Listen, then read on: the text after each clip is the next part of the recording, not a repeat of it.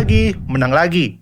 Tidak hanya di Liga Inggris, Arsenal juga makin berjaya di Champions League. Terbukti, Arsenal berhasil menang dengan skor 1-3 di kandang Inter Milan di tengah pekan ini. Lalu, gimana duel taktik yang terjadi antara kedua tim? Pertama, cara Inter menyerang.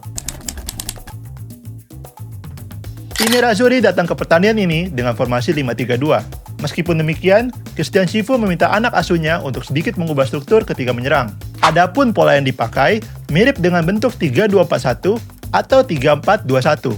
Dalam struktur ini, Inter melakukan sejumlah rotasi di area tengah lapangan. Satu gelandang diminta agak naik ke ruang antar lini, serta satu striker, yakni Lautaro Martinez, diminta agak turun dari posisinya. Dengan begini, Inter punya 4 pemain untuk mendominasi lini tengah. Inter sendiri melakukan progres dengan cukup direct.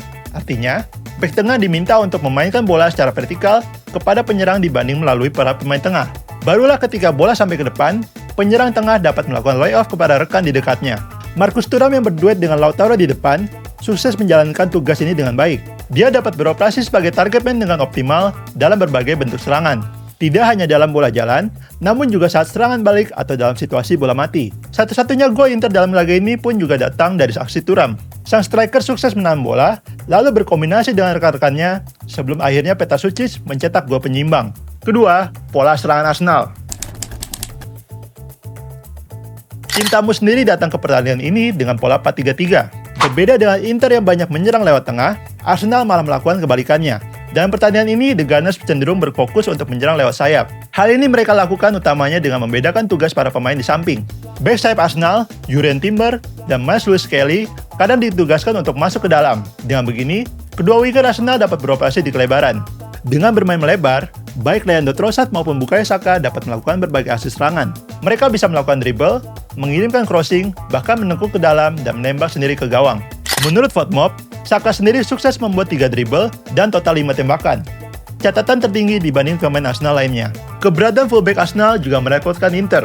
Mereka menyediakan mobilitas yang membantu The Gunners melakukan progres. Dengan bermain melebar, mereka dapat membingungkan para back sayap Inter yang terikat oleh winger Arsenal. Dengan begini, mereka dapat melakukan progres dengan relatif mudah di samping. Ketika bermain di dalam, mereka pun juga memberikan dampak.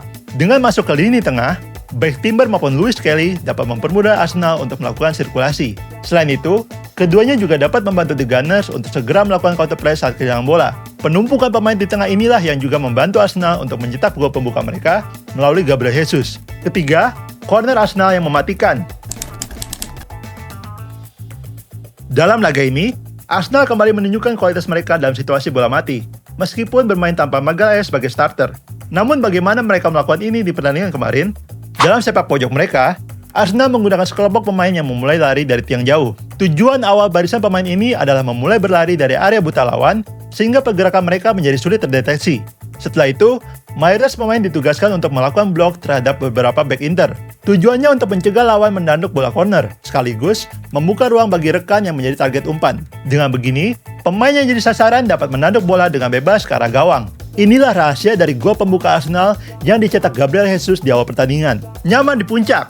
Kemenangan atas Inter membuat Arsenal semakin nyaman di puncak klasemen Liga Champions. Senyum Arteta juga makin lebar. Pasalnya, dua penyerang Arsenal sukses menjebol gawang lawan di pertandingan kemarin, termasuk gol penutup manis yang dicetak Vitor Gyökeres. Tidak berhenti di situ, raihan 3 poin ini juga bersejarah bagi Arsenal. Pasalnya baru kali ini The Gunners bisa menang 7 kali beruntun di kompetisi elit Eropa tersebut. Bagaimana menurut kalian? Apakah trofi UCL akan mendarat di Emirates musim ini? Tulis pendapat kalian di kolom komentar di bawah.